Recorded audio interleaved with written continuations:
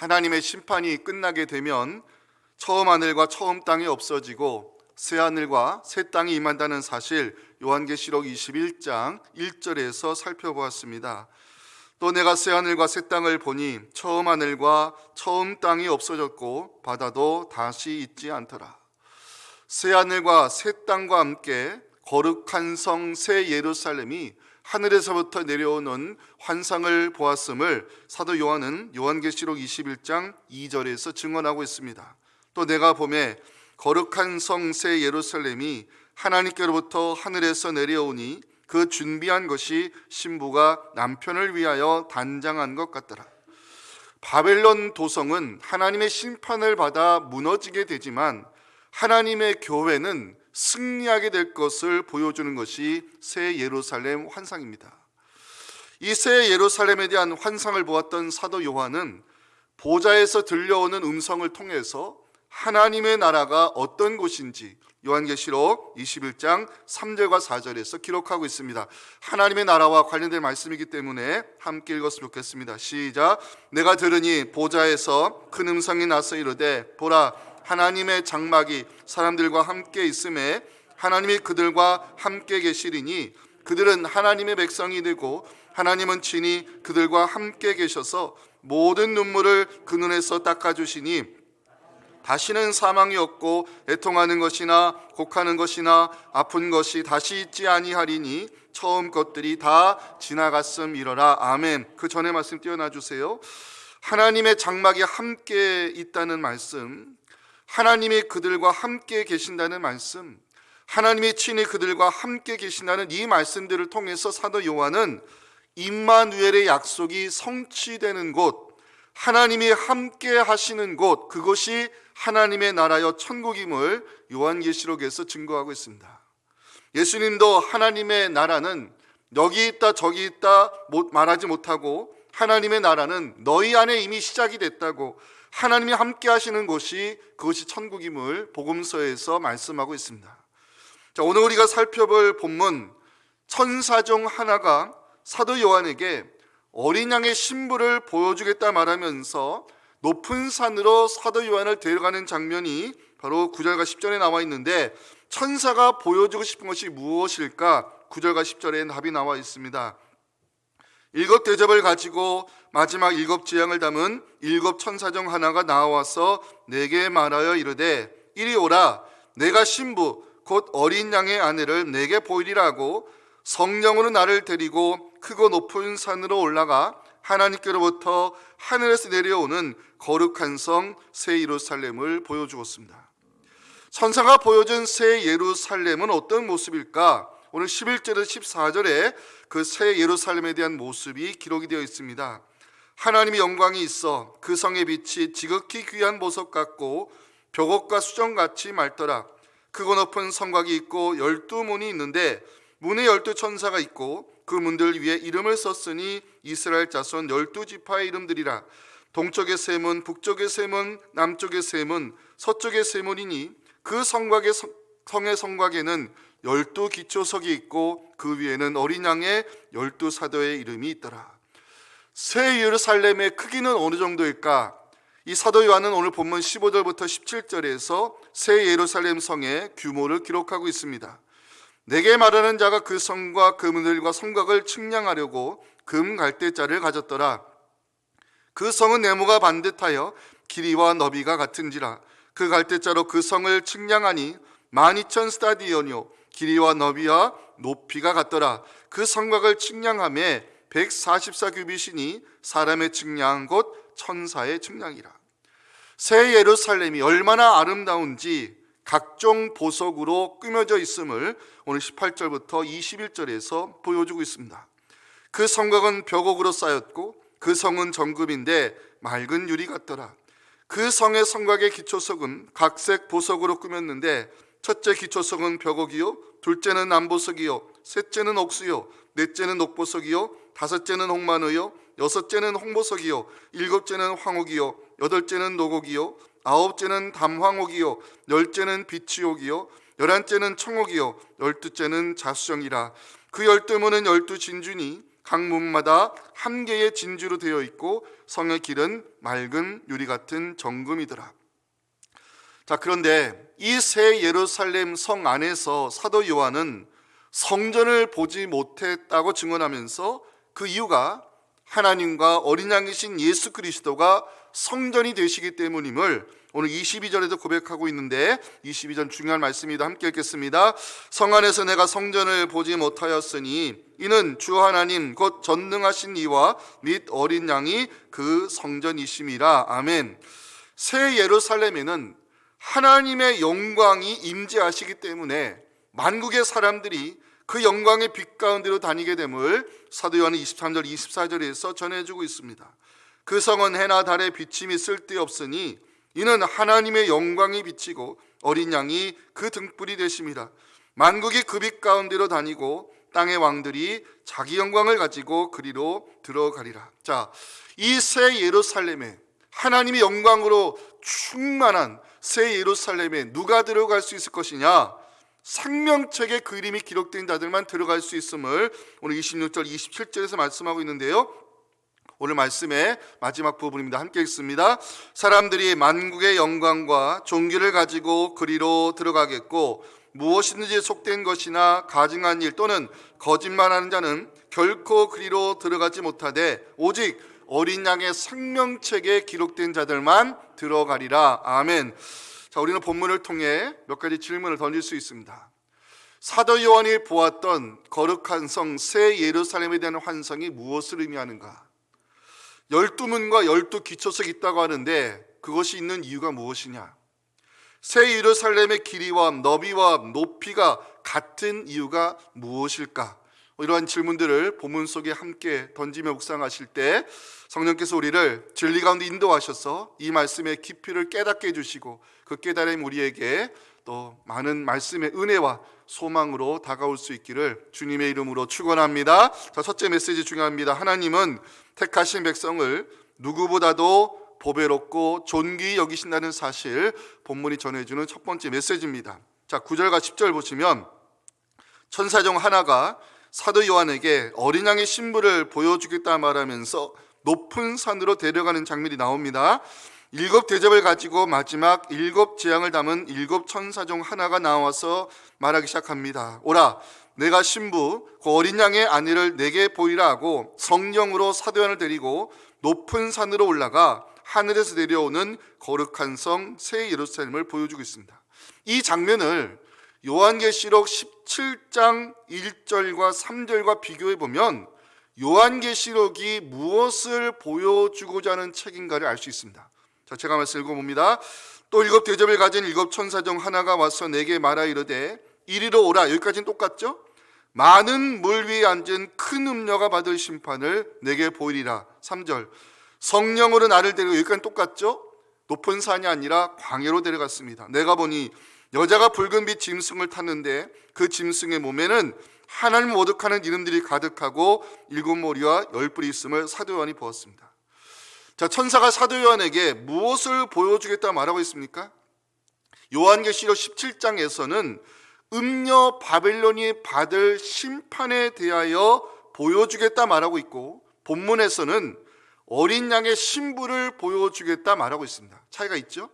17장에서는 바벨론이 받을 심판을 보여주기 위해 사도 요한을 천사가 광야로 데려가는 장면이 나오고 있고, 본문에서는 새 예루살렘의 영광스러운 모습을 보여주기 위해 사도 요한을 높은 산으로 데려가는 장면이 나오고 있습니다. 우리는 여기서 요한계시록이 무엇을 보여주고자 하는 책인가를 알 수 있습니다. 세상의 도성은 무너지지만 주님의 교회는 영광스러운 모습으로 승리한다는 사실, 이것이 요한계시록이 선포하는 결론입니다. 본문에서 기록하고 있는 새 예루살렘 성은 최후 승리하는 완전한 교회의 모습을 보여주고 있는 것입니다.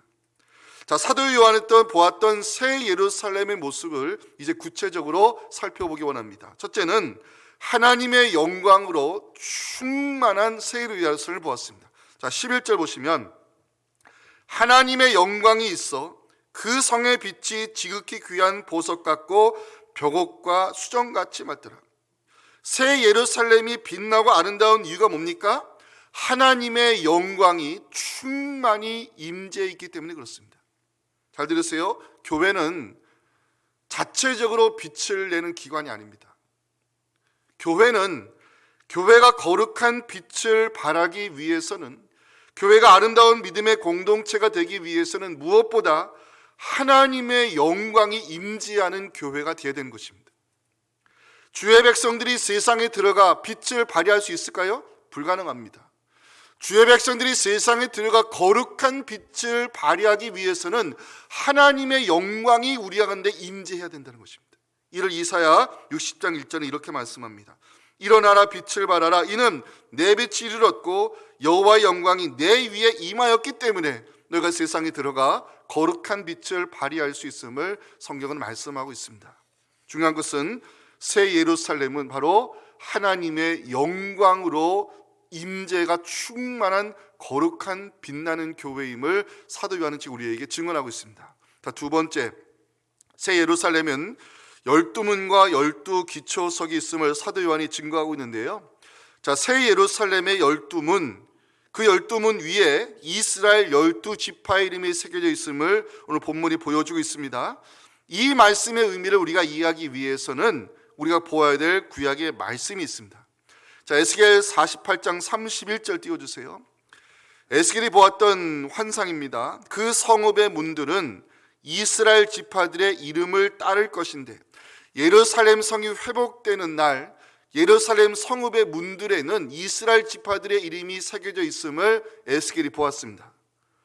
하나님께서 예루살렘을 회복시키시면 이스라엘 12지파 각자 이름이 기록된 12문이 예루살렘에 세워질 것을 에스겔이 보았다는 것입니다.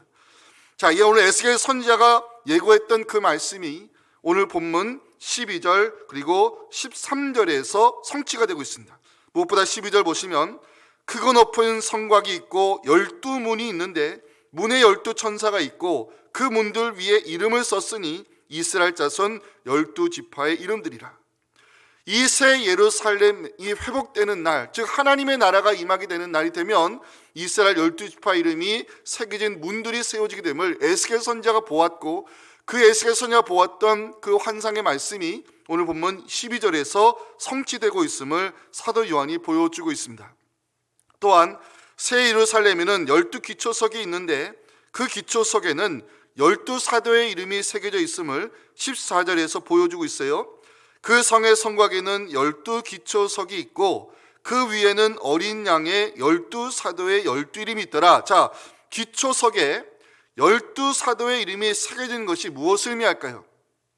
에베소서 2장 20절에서 우리는 그 답을 찾을 수 있습니다. 중요한 말씀이죠. 함께 읽겠습니다. 너희는 사도들과 선지자들의 터 위에 세우심을 입은 자라. 그리스도 예수께서 친히 모퉁이 돌이 되셨느니라.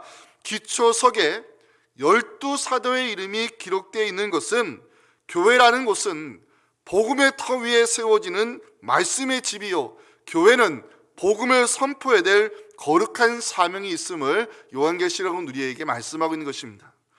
우리 교회가 말씀이 살아있는 교회, 복음의 능력이 나타나는 교회가 되어서 세상을 향해 진리의 말씀을 선포하는 말씀의 집으로 세워져 갈 수 있기를 간절히 소망합니다.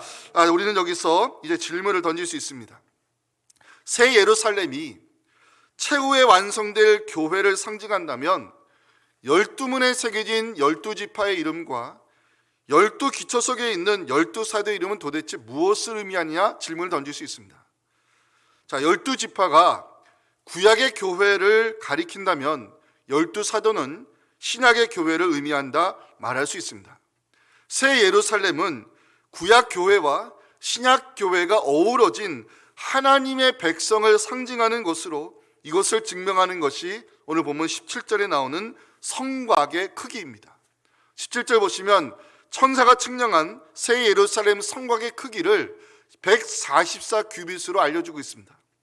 성곽의 크기가 144라는 것은 12 곱하기 12로 12 구약의 교회와 또 12 신약의 교회가 어우러진 하나님의 백성이 바로 새 예루살렘 교회임을 사도 요한은 우리에게 증거하고 있습니다. 중요한 것은 잘 들으세요. 천사가 그 12문들을 지키고 있다는 사실입니다. 본문 12절 보시면 문에 12천사가 있고라는 구절이 있어요. 문에 12천사가 있고, 천사가 문을 지킨다는 것은 아무나 새 예루살렘에 들어갈 수 없다는 의미입니다. 새 예루살렘에 들어갈 수 있는 사람이 누구이냐? 그리스도의 보혈로 인침을 받은 하나님의 백성만 새 예루살렘에 들어갈 수 있음을 요한계시록 7장 4절은 말씀하고 있습니다. 내가 인침을 받은 자의 수를 들으니 이스라엘 자손의 각 지파 중에서 인침을 받은 자들이 14만 4천이라.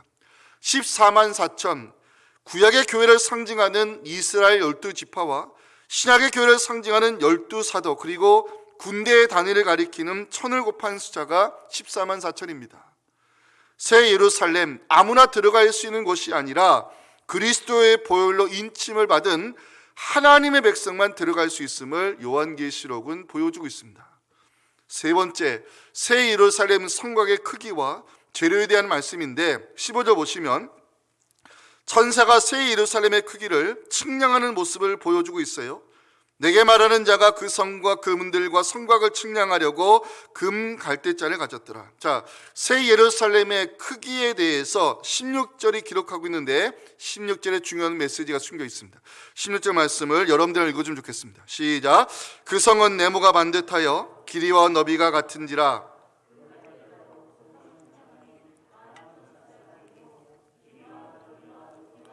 자, 16절 마지막에 표시해 주세요. 길이와 너비와 높이가 같더라. 천사가 새 예루살렘 성의 크기를 측량했는데 길이와 너비와 높이가 같다고 강조하고 있습니다. 자, 길이와 너비와 높이가 같음을 성경이 강조하는 이유가 무엇일까? 열왕기상 6장 19절과 20절에서 우리는 이 질문의 답을 찾을 수 있습니다. 제가 읽어보겠습니다. 여호와의 언약궤를 두기 위하여 성전 안에 내소를 마련하였는데, 지성소죠. 그 지성소 안은 길이가 20규빗이요 너비가 20규빗이요 높이가 20규빗이라. 길이와 너비와 높이가 모두 똑같습니다. 언약궤를 모셔두었던 지성소의 크기와 길이와 높이가 같은 입방체 모양임을 성경은 기록하고 있어요. 천사가 측량한 새 예루살렘 또한 길이와 너비와 높이가 같은 입방체 모양임을 요한계시록은 보여주고 있습니다. 지성소가 하나님의 임재를 상징적으로 보여두듯이 새 예루살렘은 하나님의 임재로 충만한 완전한 교회의 모습을 사도 요한은 여기서 증거하고 있는 것입니다. 새 예루살렘이 하나님의 임재로 충만한 교회임을 보여주는 단어 하나가 오늘 본문 여러 곳에 등장합니다. 바로 벽옥이라는 단어입니다. 11절 보실까요? 새 예루살렘은 하나님의 영광이 임재하여 벽옥같이 빛나고 있음을 보여주고 있어요. 하나님의 영광이 있어 그 성의 빛이 지극히 귀한 보석 같고 벽옥과 수정같이 맑더라. 18절도 보십니다. 예루살렘 성곽은, 새 예루살렘 성곽이 벽옥으로 둘러싸여 있음을 성경은 말씀하고 있는데, 이 성곽이 벽옥으로 둘러싸여 있다는 것은 하나님의 임재로 충만한 교회의 모습을 보여주고 있습니다.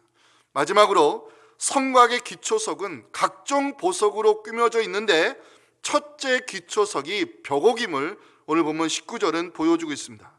그 성의 성곽의 기초석은 각색 보석으로 꾸몄는데 첫째 기초석은 뭐라고요? 벽옥입니다. 하나님의 임재를 상징적으로 보여주는 보석이 벽옥입니다.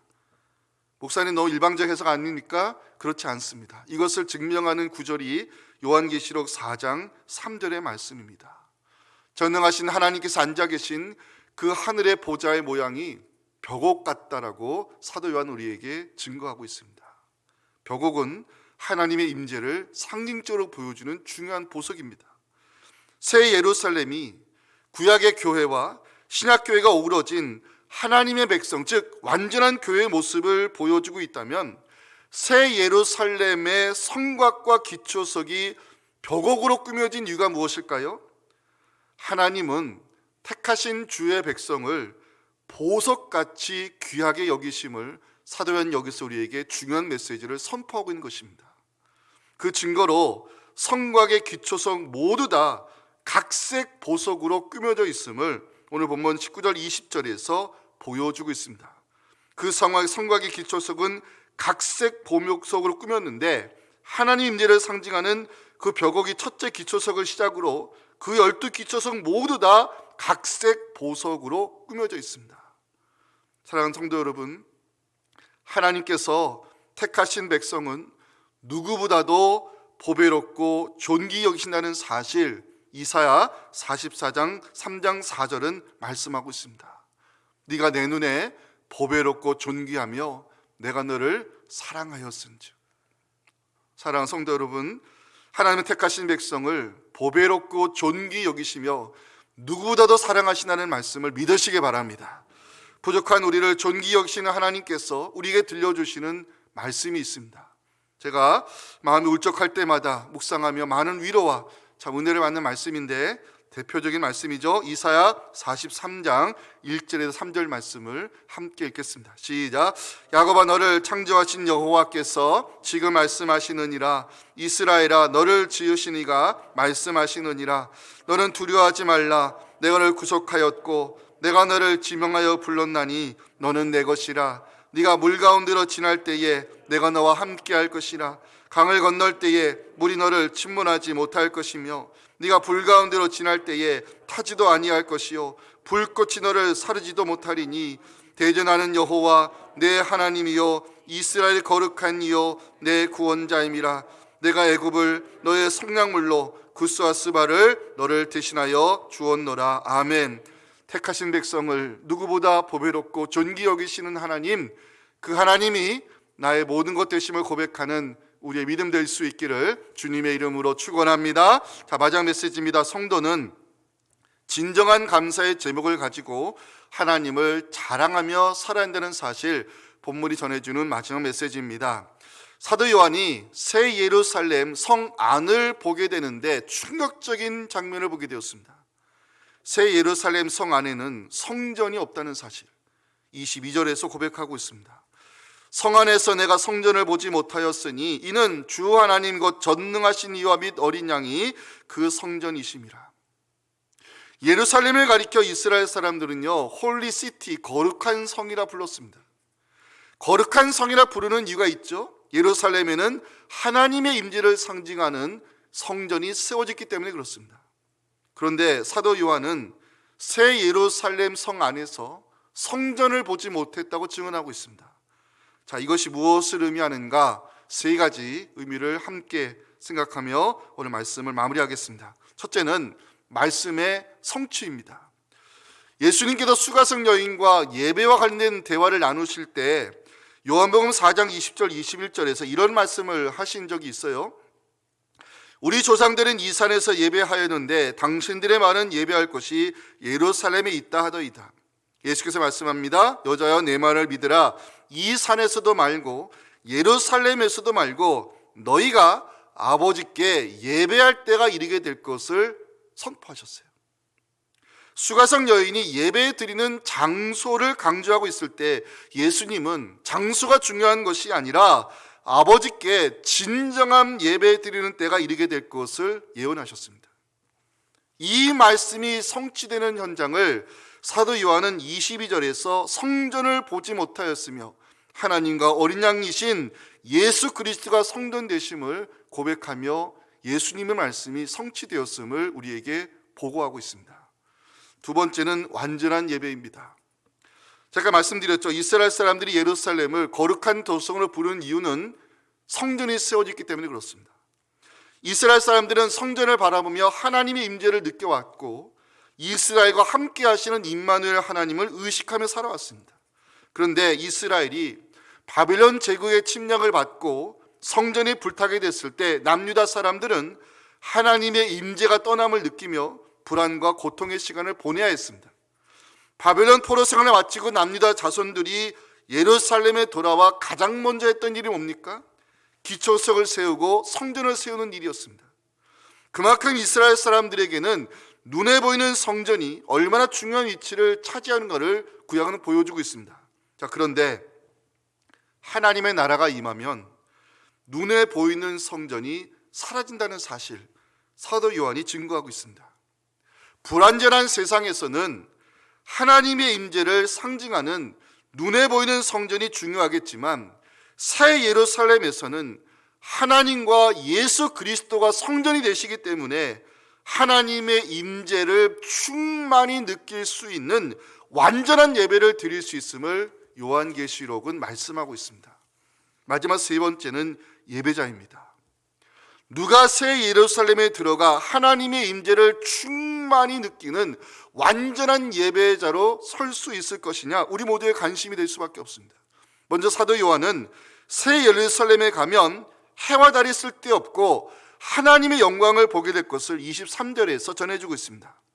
그 성은 해나 달의 비침이 쓸데없으니 이는 하나님의 영광이 비치고 어린 양이 그 등불이 되심이라. 자, 하나님의 영광이 임하는 곳, 하나님의 임재가 충만히 느껴지는 곳, 누가 그곳에서 예배대로 수염을 받을 수 있을 것이냐? 먼저 24절 말씀을 함께 읽겠습니다. 시작. 만국이 그 빛 가운데로 다니고 땅의 왕들이 자기 영광을 가지고 그리로 들어가리라. 만국은 세상 만민 가운데서 택함을 받은 주의 백성을 가리킨 단어입니다. 또 하나, 땅의 왕들이라는 표현이 나오는데 이거는 지배계층에 속한 권력가들을 말하는 것이 아니라 그리스도와 함께 왕노릇하게 될 성도를 가리키는 표현임을 요한계시록 20장 4절에서 확인할 수 있습니다. 또 내가 보좌들을 보니 거기 앉은 자들이 있어 심판하는 권세를 받았더라. 또 내가 보니 예수를 증언함과 하나님 말씀 때문에 목뱀을 당한 자들의 영혼들과 짐승과 그의 우상에게 경배하지 아니하고 그들의 이마와 손에 그의 표를 받지 않은 자들이 그리스도와 더불어 1000년 동안 왕노릇하며 거룩한 성 새 예루살렘에 들어가 하나님의 영광을 바라보며 하나님의 임재를 충만히 느끼는 완전한 예배자로 설 수 있음을 성경은 우리에게 보여주고 있습니다. 자, 중요한 것은 하나님의 임재로 충만한 이 거룩한 예배 자리에 아무나 들어갈 수 없으며 오직 어린 양의 생명책에 기록된 자들만이 들어갈 수 있음을 오늘 본문 27절에서 마지막 결론으로 말씀하고 있습니다. 우리 20절 말씀을 함께 읽겠습니다. 시작.